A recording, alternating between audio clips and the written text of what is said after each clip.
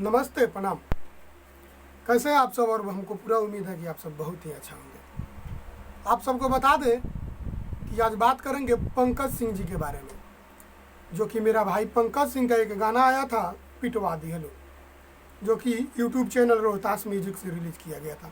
कुछ दिन पहले उस गाना को रिलीज किया गया था और देखते देखते वो गाना बहुत ही भोजपुरी में पॉपुलर हो गया। बहुत ही कम समय में 1 मिलियन गाना क्रॉस कर गया। कि हम लोग छोटे जैसे सिंगर को बहुत ही माने रखता है 1 मिलियन गाना। आप सबको बता दें कि गाना सुन के मतलब दिल पूरा गदगद हो जाता है। अगर आप लोग नहीं सुने हैं तो पिटवा दी हेलो पंकज सिंह यूट्यूब पे सर्च कीजिए और उस गाना को जरूर सुनिए।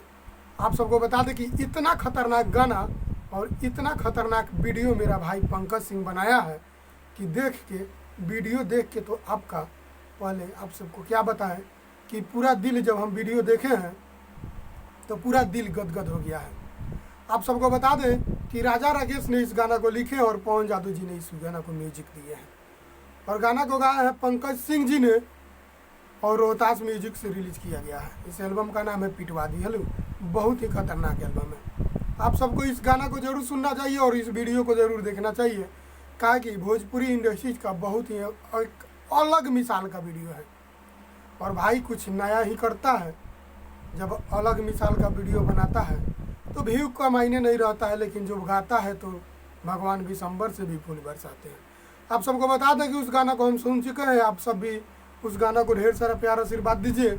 जो लोग नहीं सुने हैं, पिटवा दी हेलो पंकज सिंह यूट्यूब पे सर्च कीजिए या चाहे रोहतास म्यूजिक सर्च कीजिए और उसमें जाके पिटवा दी हेलो एल्बम जरूर खोजिए और खोज के जरूर सुनिए।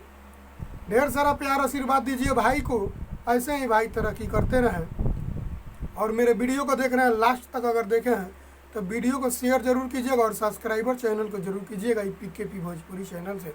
आप सबको बताएंगे फिर नया अपडेट आएगा, तब तक पंकज सिंह जी के ही बारे में बताएंगे।